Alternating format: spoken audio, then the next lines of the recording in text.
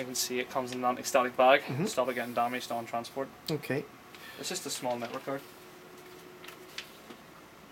There probably will be one of these in your home PC.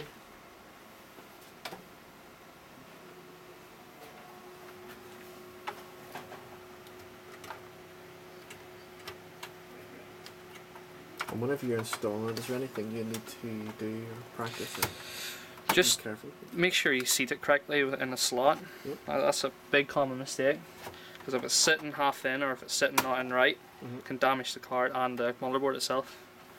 So just snap that closed and that's your card installed. Okay. What's the next step then? Boot it up and install the driver software. Okay, we're going to do that next.